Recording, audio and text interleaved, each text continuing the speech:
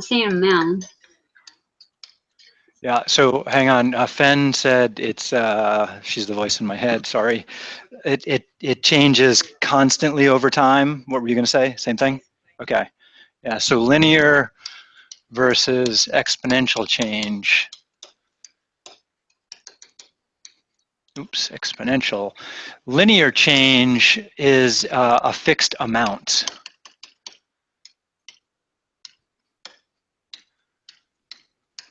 Over each period.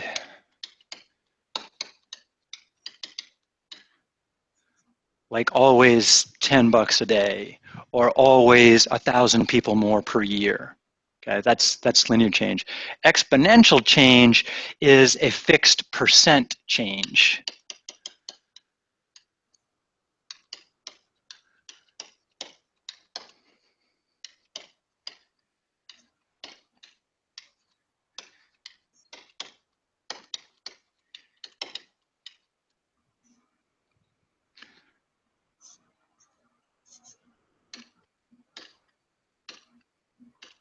Oh, my pen is freaking out. There we go. So for example, with linear change, we might start at 100 whatever, people, dollars, could be anything. And then we could change by $10 per, I don't know, month. So we go from 100 to 110 to 120 and so on. So that would be linear change. 100, 110, 120, 130 would be an example of linear change. If we take that fixed amount and we look at it as a percentage instead, 10 is what percent of 100?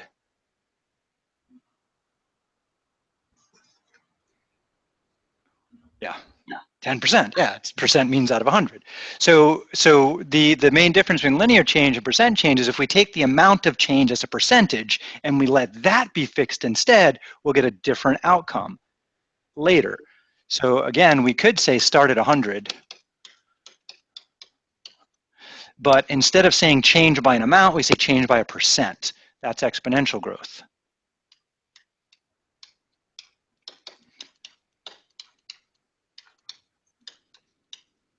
And let's go per month again.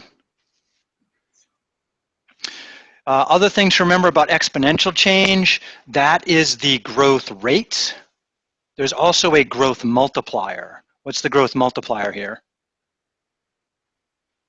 1.1. 1.1, 110%. Yeah. So I just keep repeatedly multiplying by 1.1, 110%. So our multiplier is 1.1.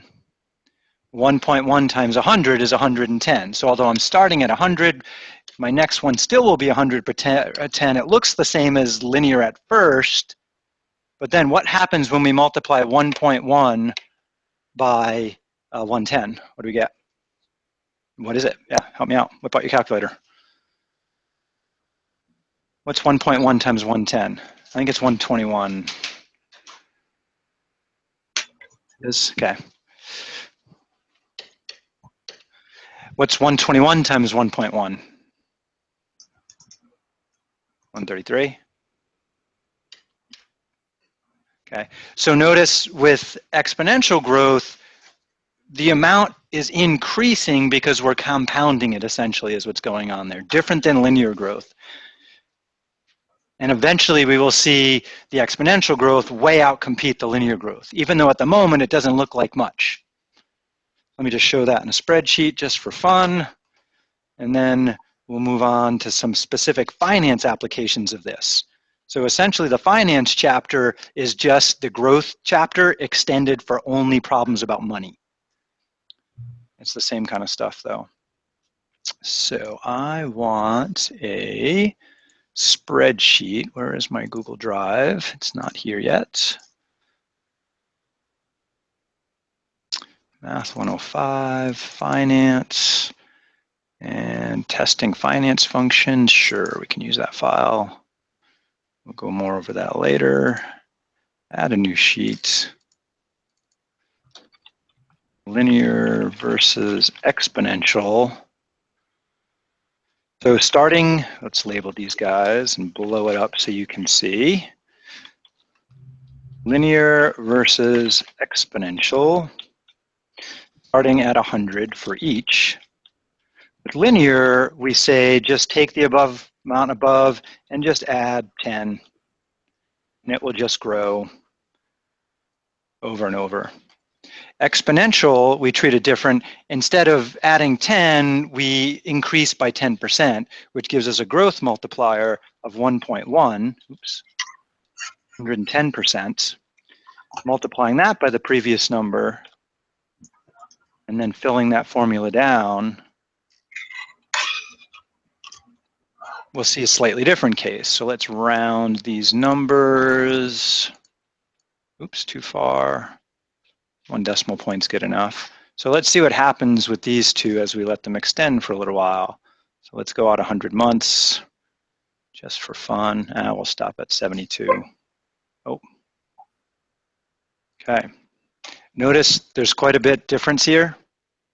So even if I look earlier, after like how many months? Look at this is only like 12 months later. That's not too far. Let's go out farther.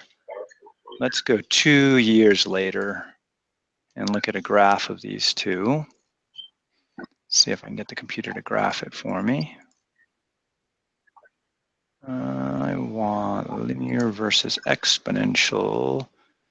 Use row 1 as headers. No. I want to see them. Oh, wait. Yes. No. There we go. I want to see them side by side.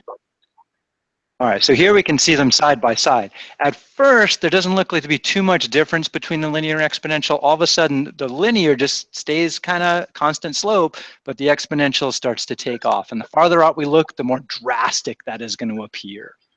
Okay?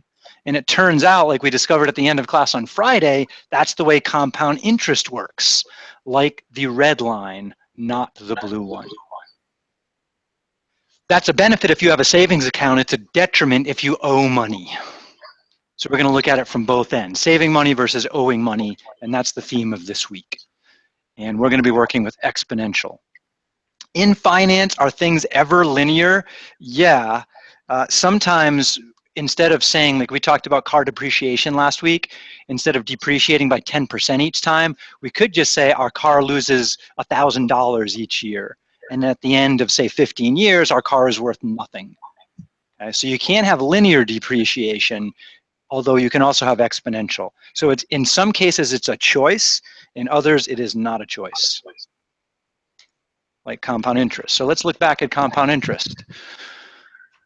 So the example we looked at last time is a good one to look at again. Suppose you invest $1,000. We're going to look at that, what happens to that over time. And let's say you get an awesome deal with an APR of 12%. Good luck finding that, right? We talked about that the other day. Like, does anyone here have a savings account? Do you know what the rate is on your savings account, the interest rate? I think mine's 0.5%, right? 0.005 each period, well, that's for the whole year. Then I got to divide it by 12. It's like, we looked at that percentage on Friday. You get like a cent, almost a cent a month at first on $1,000. So 12%, that would be awesome. More likely, that's what the credit card company charges us, okay? So for savings, we're kind of getting screwed right now. For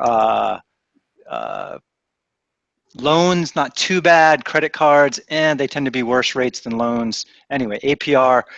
Typically with an investment, you'll end up doing monthly transactions. So let's say we compound monthly.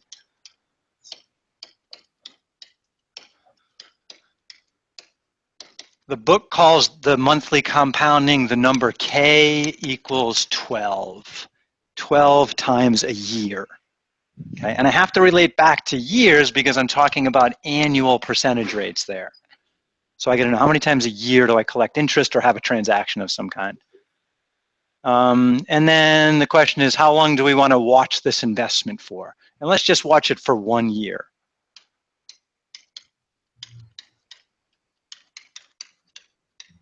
And usually years, our book uses a capital N. Other books will use, instead of a K, they'll use a little n, and for years they'll use a T. Every book's a little different. So, watching our money, let's see. What's our monthly rate if our yearly rate is 12%? 1% or 0.01, yep, either way. So we have a monthly rate.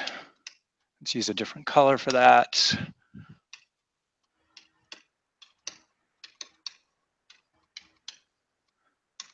Of 1%, which is the 12% divided by the 12 periods per year, which gives us that 1% or 0.01 as a decimal. So if that's our rate, what's our multiplier? 1.01, yeah, so we have a multiplier from that, which is 1.01, and that's the magic number that tells us how to get from month to month. Okay, so now we're going to whip out our calculators and make a table based on this. So here comes the table. So we have our month and we have our money. So we started off with $1,000, and then we need to repeatedly multiply by 1.01 to get the next number. So calculators, please, after 1 month, how much money will I have? How much? No, that would be 1.1 times. You're missing a decimal point.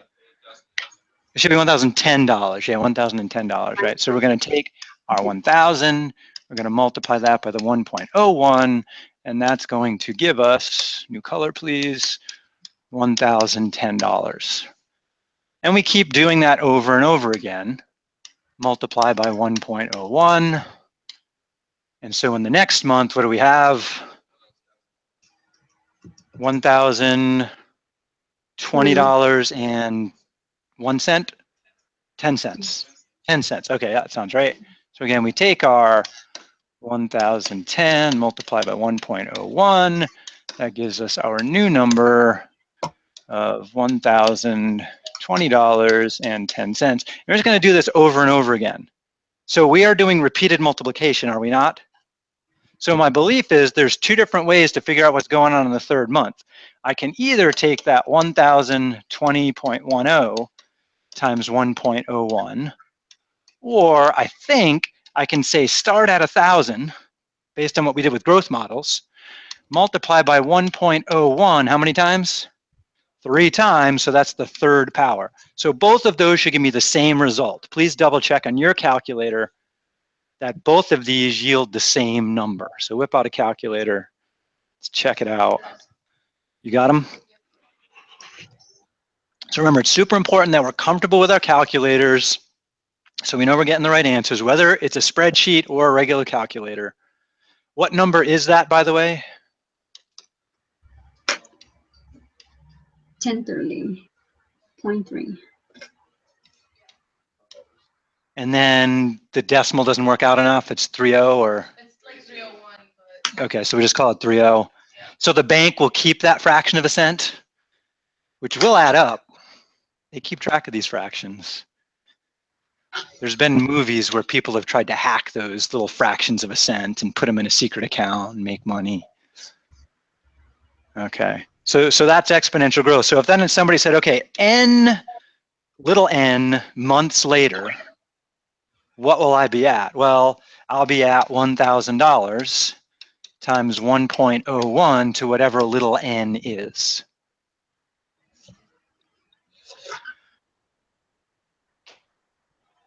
So that's kind of, let's see, is this last one an explicit formula or a recursive formula?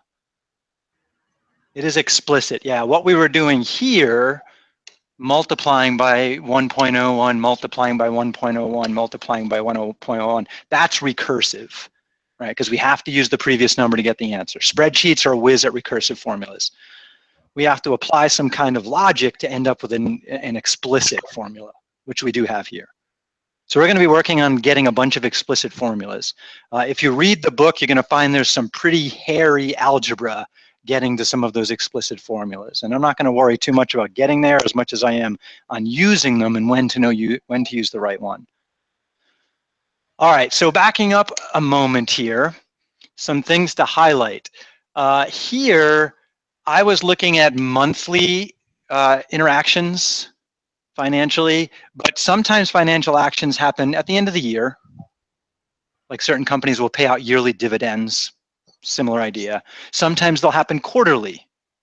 You'll get returns on your investment every 3 months, okay? But they could be earlier, could be every day that you get some kind of payback. So the number of times you interact financially per year could be 12, could be 4, could be 365, could be lots of different things. And then also we might let it go for more than 1 year. So those numbers there can vary. What other numbers here are going to vary for each situation? Yeah, the APR, if it's a savings account, you ain't getting 12%, right? Unless you're some kind of insider, money market fund manager, maybe hedge fund manager. Yeah, normal people don't get that. But it could be, for example, a credit card debt. You might end up with 12%. That's not uncommon. And then what else is going to vary each situation? Yeah, the amount that's invested. So usually often that investment is called the present value. Then we have future values. So I'm going to rewrite this in kind of a more general way, like I did on Friday. And this is called the compound interest formula.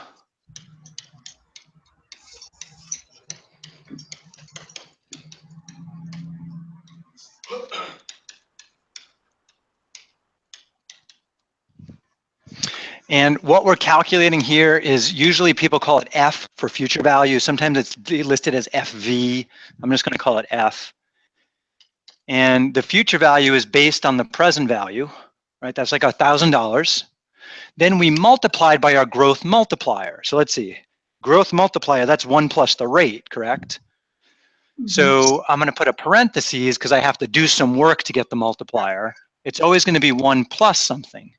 Now, usually we say it's 1 plus the rate, but the problem is we have a periodic rate and we have a yearly rate. And usually you're given the yearly rate first, and that's usually called just R. And I'll write out in words again what each of these means.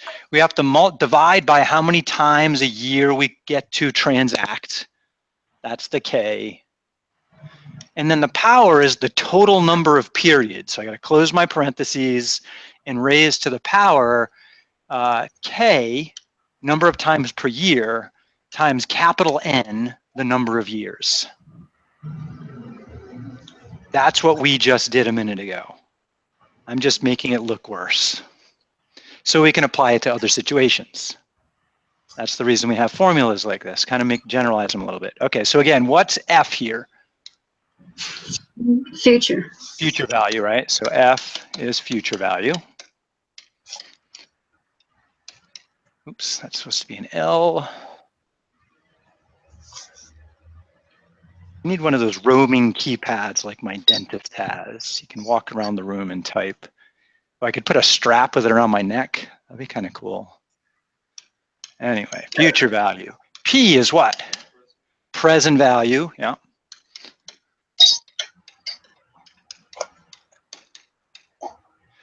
R, rate, but specific. What kind of rate is it?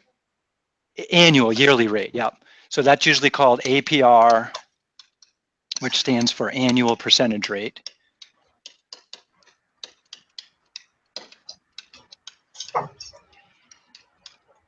K, what's that mean? How many? Oh, not years, almost. Periods per year. Yeah, periods per year. And often it's called compounding periods per year, but we can just call it periods per year.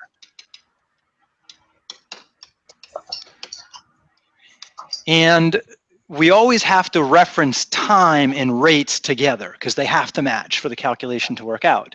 What's capital N here? Total number of years, yep, number of years.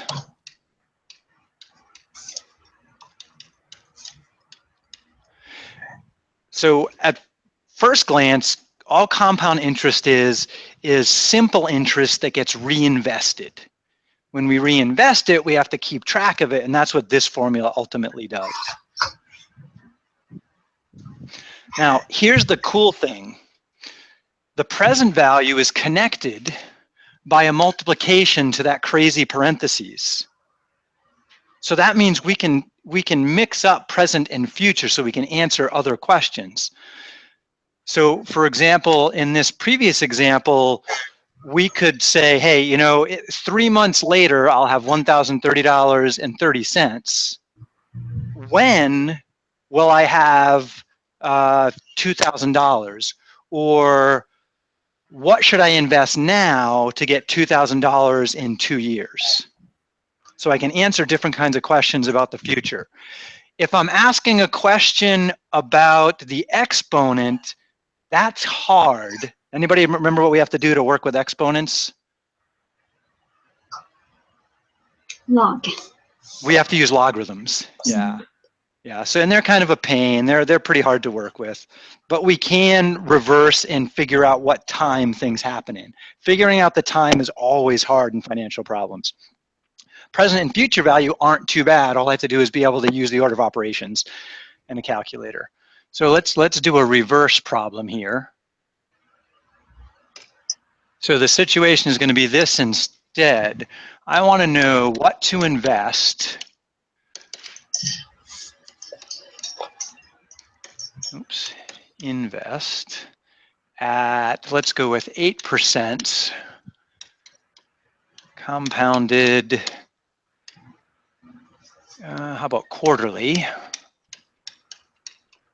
What was that formula called again? Compound interest formula. So what do I invest at 8% quarterly over, let's go 10 years to end up with, let's say $5,000. So in 10 years, I want $5,000 in the bank. I want to throw a lump of money in the bank now and watch it grow. Right? So let's see, our formula was F equals P times 1 plus, in parentheses, R over N, oops, R over K, sorry, to the power K capital N. What am I given here? Let's see, I'm given an APR, got it. I'm given K, compounding quarterly. I'm given 10 years. Then the next question is the 5,000 my present value or my future value? Yeah, that's the future value. So that means I need to solve this for the present value. That's not too much of a big deal because all I have to do is break that multiplication there. How do we break multiplication? Divide, yeah. So it turns out there's a present value formula for compound interest that says, new color, the present value is going to be equal to the future value divided by that crazy parentheses. 1 plus R over K to the power K capital N.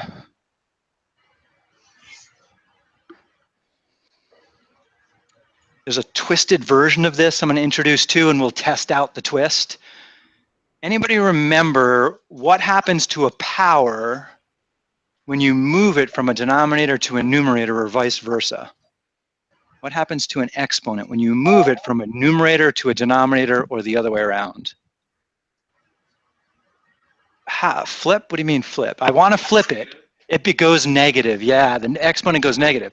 So an alternate version of this formula right here would be to take the future value and multiply by the parentheses 1 plus R over K to the power negative Kn. Negative exponent just means flip the base. So my claim is the blue formula and the red formula give me exactly the same thing. Okay, so here's what we're going to do. Left side of the room here, from Madeline and Adri over, you're going to do the blue formula. And then, oh, it's guys versus girls, interesting. So the guys on the other side, you guys are going to do the red formula and see if we come out with the same value. So whip it out. Let's see what happens. Do a calculation for me. Fen, you can do whatever you like.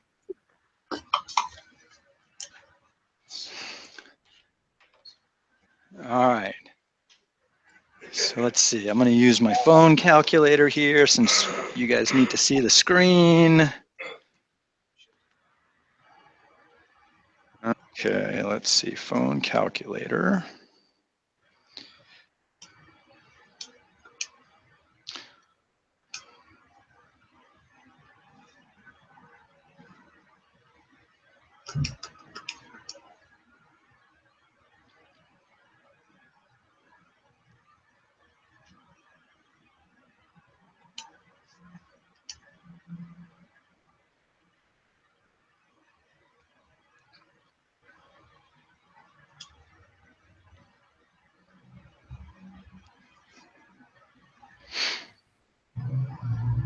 Okay, I get an answer that is greater than 2,000 but less than 2,500. Adri's got a yes on that. What you got? Let's see. Do we match? What do you got? Oh, right there. Yep. Nice. And you used, okay. So you divided to get it. Okay. Try it with the negative. So if you got one to work, try the other version of the formula, see what happens. How's it going over here? Okay. Yeah, so we're just going to try and type that, right? So F is your 5,000. So type 5,000. And then we're going to divide, right? By parentheses. Start your parentheses. 1 plus, what's your rate? It's 8%, so it'll be 0.08. And divide by quarterly, so that'd be 4. Close your parentheses. Raised to the power. And that goes in parentheses because it's complicated. Kn, so 4 times 10. Close it, enter. $2,264.45. Anyone else getting a similar number? I do. People? Okay. So I'm gonna leave this screen. So we got to get used to reading these and typing stuff. So I'm gonna go to my Google calculator. And so remember, when I type something Google like 2 times 3, it whips out the calculator screen. And so I can pretty much type what I see here. This is my phone calculator. If you have an Android, it'll be similar. Apple one's a little different. Okay, so let's see. What do I do? Let's do the division version. So I'm going to divide by parentheses 1 plus the rate. What's my rate? Well, it's 8%, so I just type 0.08. Divide by 4 to deal with the period. Close. Here's the tricky spot that often gets people. When you do a power, if the power is complicated, it's got to go in parentheses.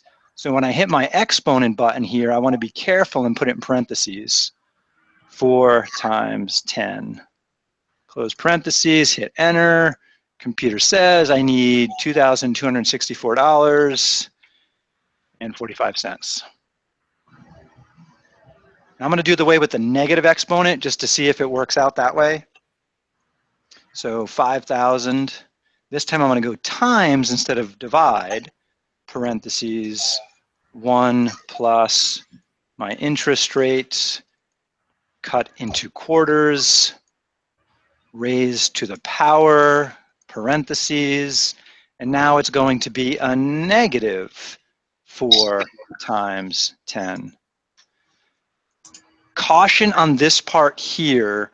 Some calculators, the negative button is different than the subtract button because technically they are 2 different things. The Google calculator doesn't differentiate. TIs do differentiate. Do you have a negative and yeah, so we want to use the negative, not the subtract on yours. Yeah, so you just got to learn how to use your calculator well. Taking the opposite of something is different than subtracting, so most calculators are justified in having 2 different buttons. And then if I hit enter, I get the same $2,264.45. Okay, so how many people would like to have $5,000 in a few years? How many people have $2,264 to invest right now? Darn it, I don't either. Okay, so that is often a problem, right? We don't have that much now. But could you afford like 20 bucks a month? Okay. So what if instead of putting one big sum of money in and watching that grow, we just put in a little bit at a time? We make periodic payments.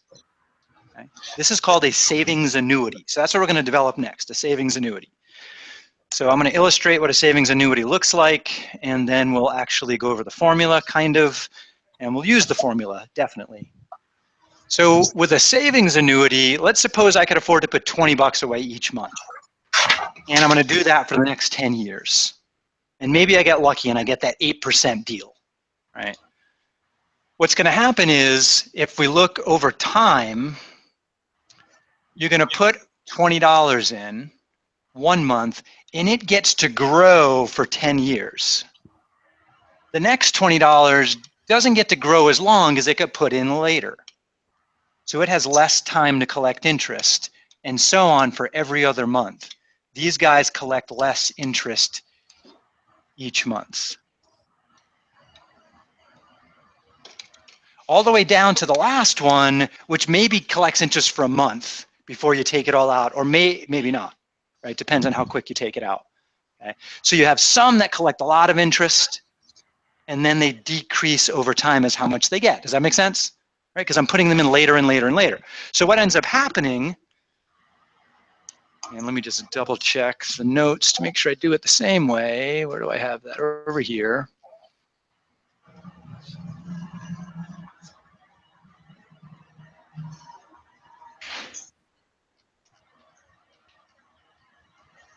Here we go.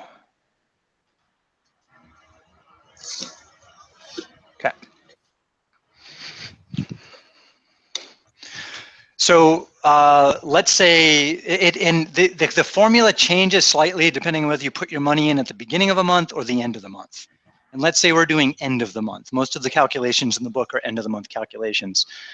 Kind of going backwards. My last $20 didn't get to collect any interest. Okay. And actually, let's make it even simpler. Let's use our 12%.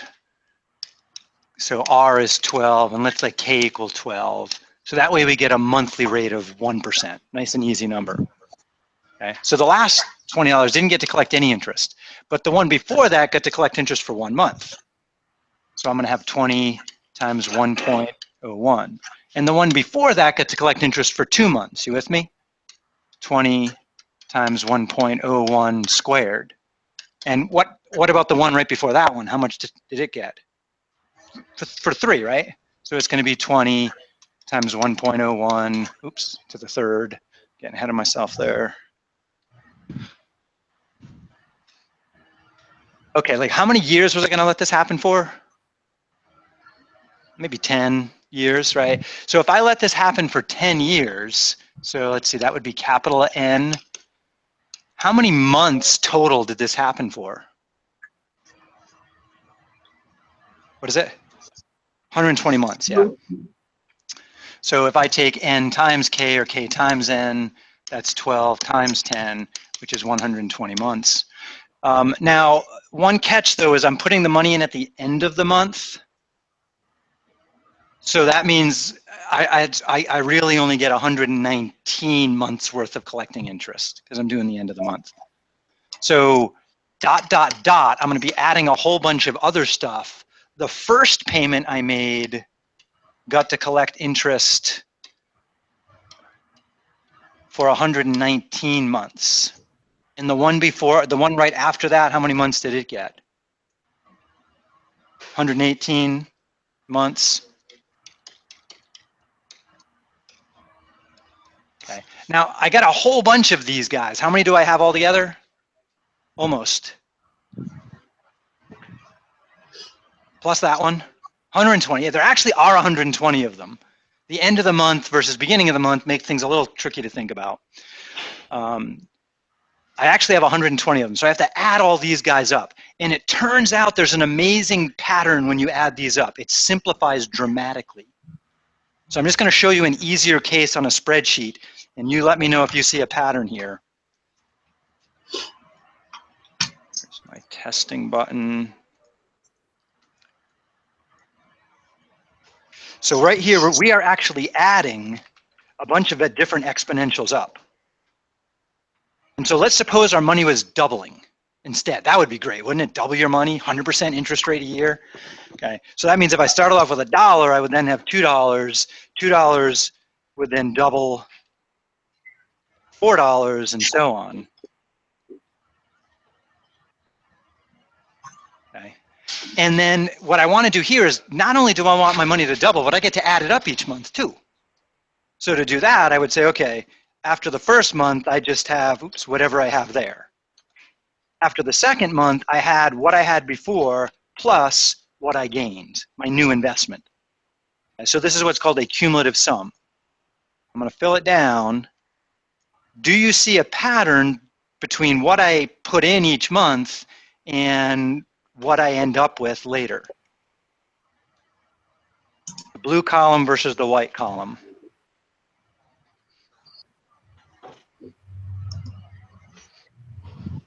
Is there any connection between the numbers in each column, or are they just totally like random, not related?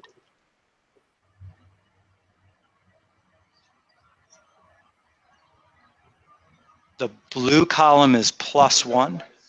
-1, yeah, -1 and a row different, right? So check it out. Notice that here we have a 4 and here we have a 3. 8 and 7, 16, 15, 32, 31.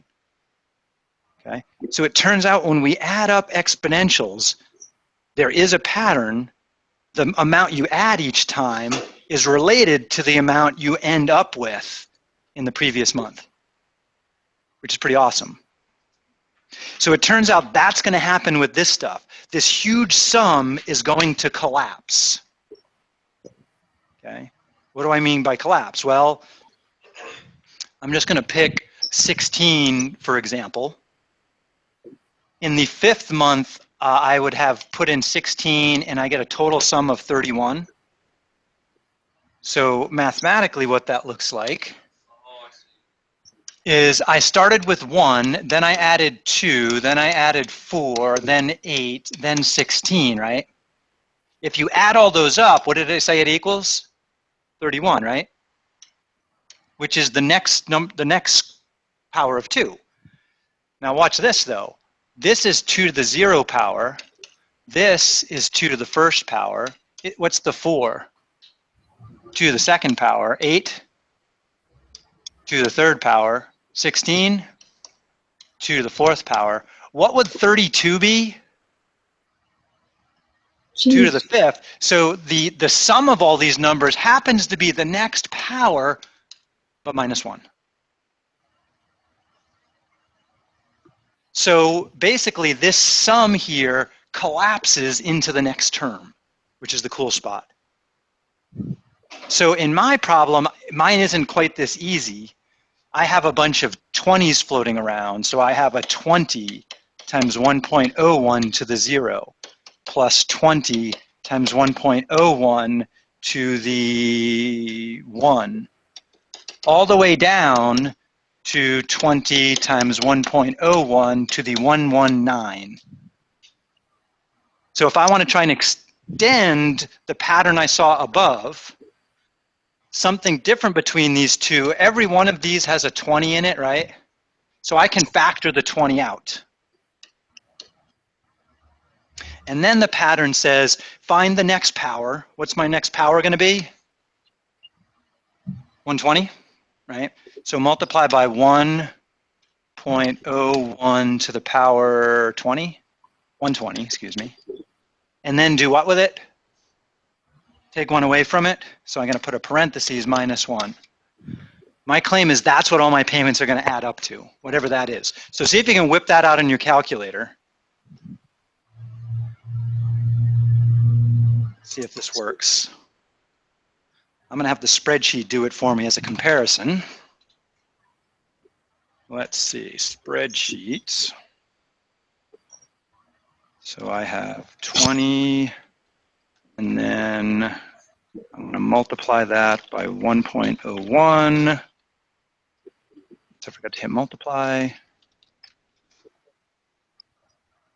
then I'm just going to keep repeating that.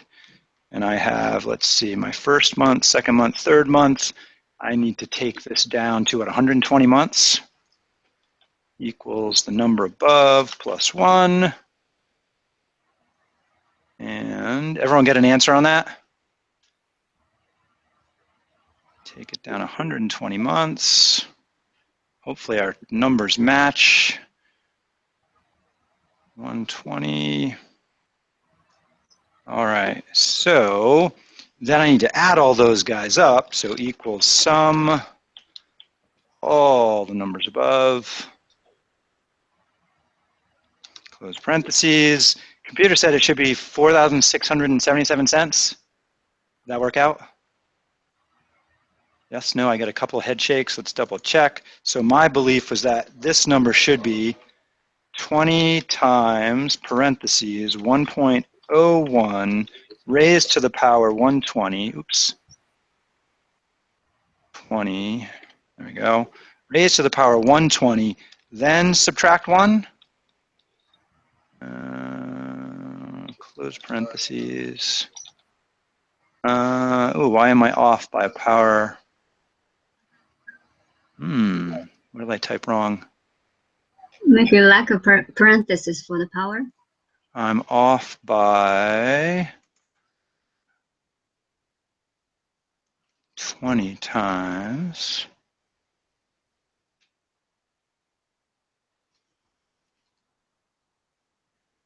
And then minus 1 in there. I have a mistake somewhere.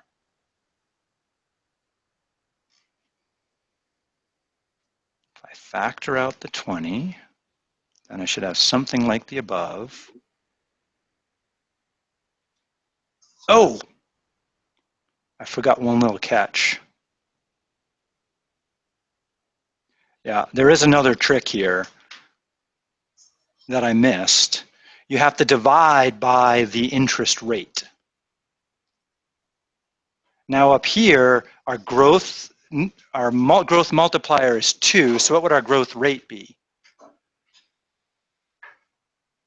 1. Dividing by 1, does that change anything? No. So there's a little secret thing hiding in the arithmetic there. You can read the book to see the trick, but you end up having to divide by the growth rate. What's our growth rate here?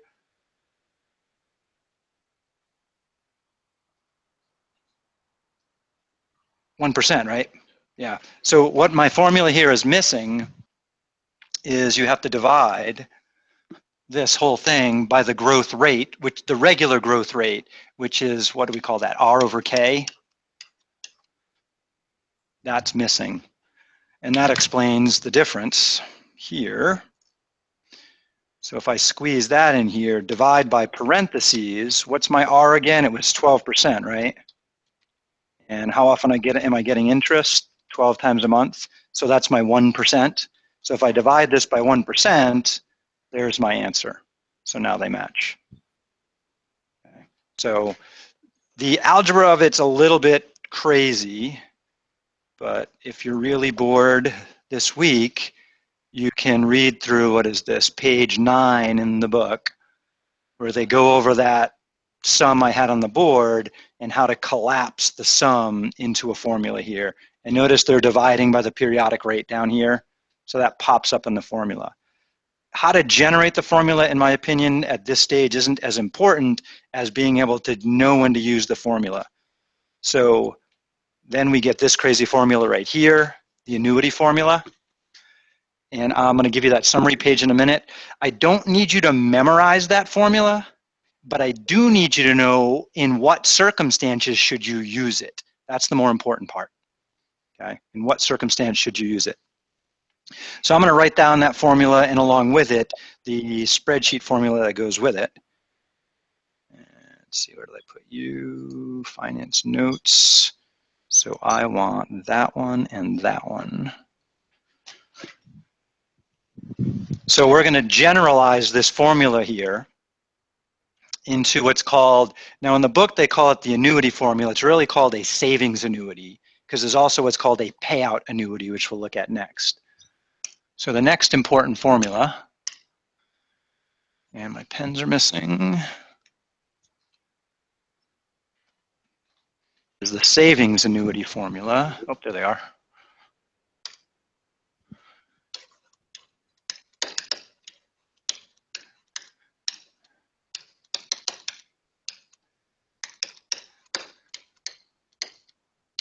And I'll give you the calculator version, which is in the book, and then I'll give you the spreadsheet version also. So the calculator version, they give, and this is, I'm not sure why our author chooses to use this notation. I would use it a little different, but he calls it P with a subscript of capital N. So this is, after so many years, this is what your payments are worth. So he's using P for future value. And what you do is you take your payment, and for some reason D is a popular letter for payment. And then you've got a parentheses and another parentheses. And you'll have your, so now it looks like compound interest, 1 plus your annual percentage rate divided by the number of compoundings per year. You're going to raise that to the power Kn. You're going to take 1 away after you raise it to the power and close your parentheses. And then you're going to divide by the periodic rate. And you should put the periodic rate in parentheses, otherwise things could go wrong on your calculator. But that's the formula we just applied to the $20 a month at 1% per month. Is that a complicated formula? I think it's wicked complicated. There's plenty of misplaces. Micaiah, you okay? Uh-oh, we lost Micaiah. Let's check her pulse.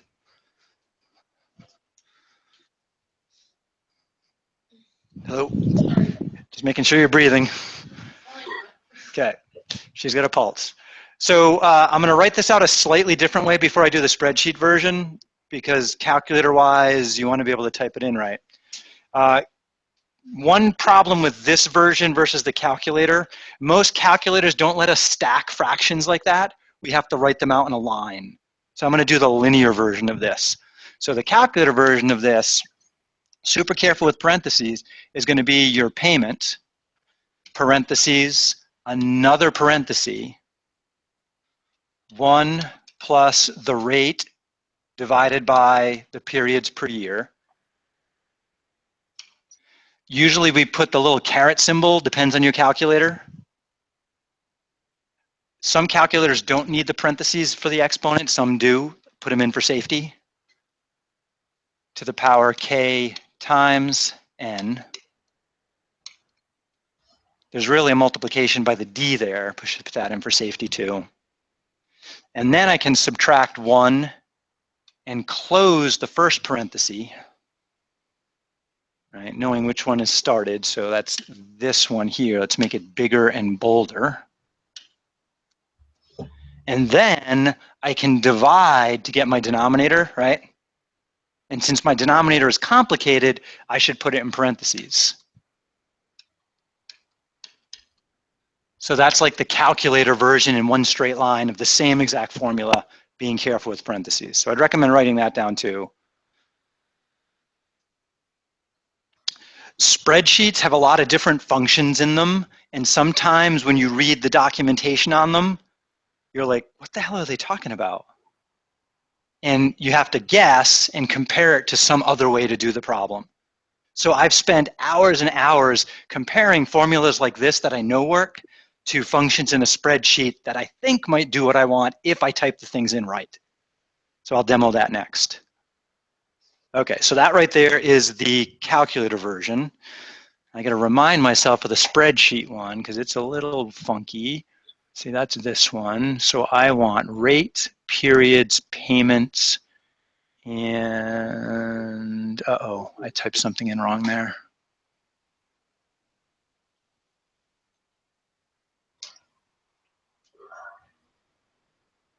That last number is not right.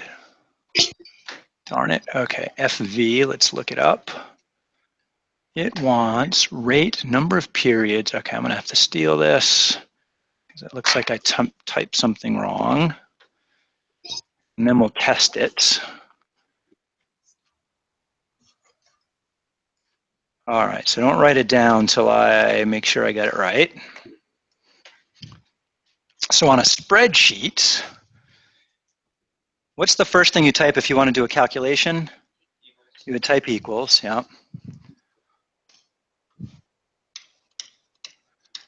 So spreadsheet. So anything with a name like sum, average, max, those are called functions in a spreadsheet. Anytime you type multiply, add, subtract, divide, that's a formula, right? So formulas are things you create in a spreadsheet, functions are things that already exist and they have names. So what we're going to do here is a function, and the function is called FV.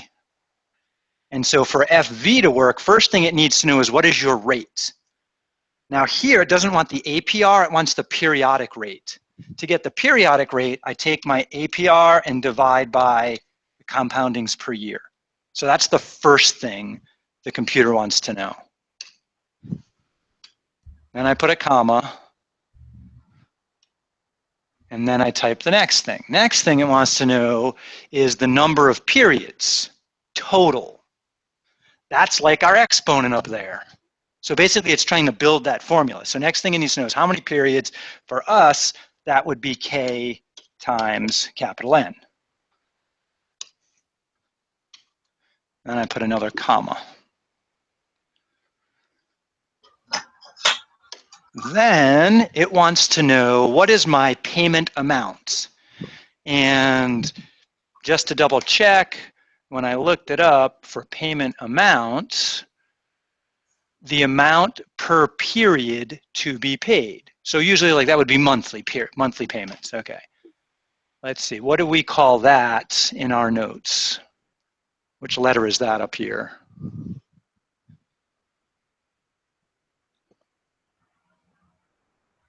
It's D.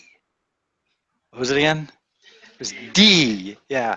Now, and here's the other catch. Since you're dishing that money out of your pocket and into the bank for an investment, it's currently a loss for you, even though you're going to get it back later. So what you do is you type a negative D here. Oops, that should be blue. Let's fix that.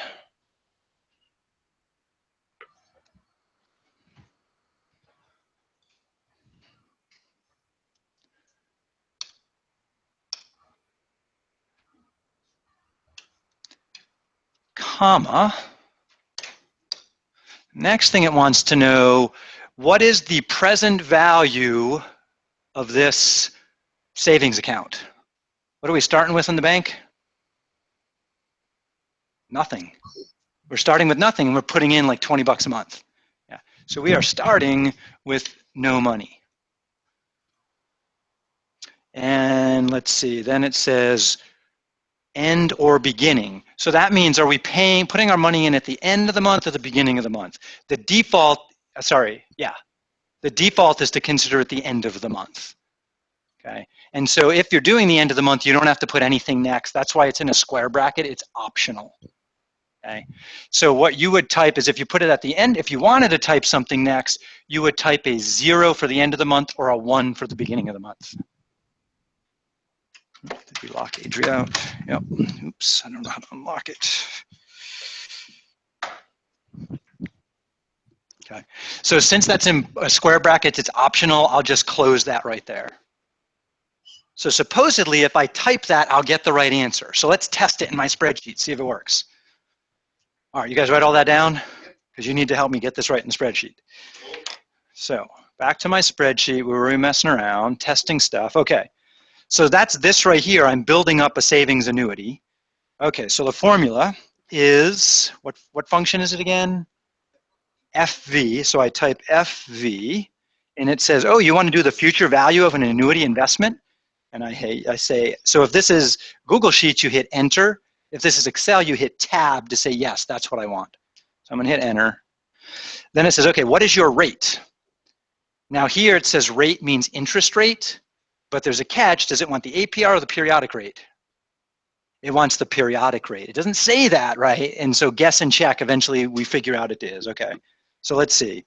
We were doing 12% compounded quarterly. Okay, so I should be able to type that, comma, number of periods. Let's see, we were giving monthly for 10 years, so we just type 120, comma, how much are we paying each month? $20 a month. And what did we start off with in the bank? Nothing. Ooh, it should be minus 20. You are so on the ball, because it's money coming out of my pocket. And then end or beginning, we're doing the end, so you don't need to put anything. So then I just close the parentheses. And hopefully I get the same number. It worked. Right? Okay. So here I typed this whole crazy thing. And up here, I typed that other crazy version of the formula.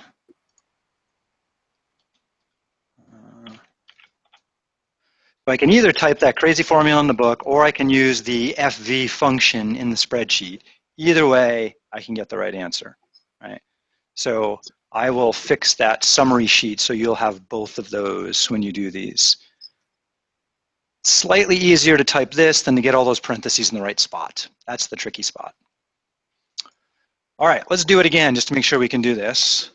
What time is it? All right, it might be a good time to go into the lab and do this. So let's do that. I think that's enough formulas for one day. So while you guys go grab a computer in the lab, I am going to clean up and print out my finance notes for you.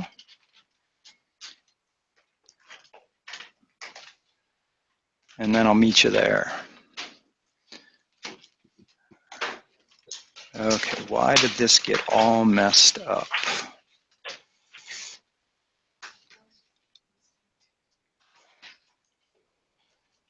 That's okay. That's okay. That's okay.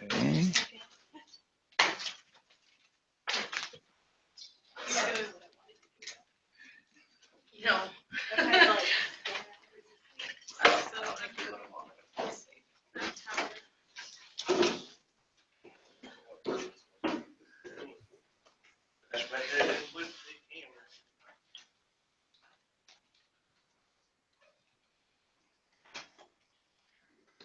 All right, I'm gonna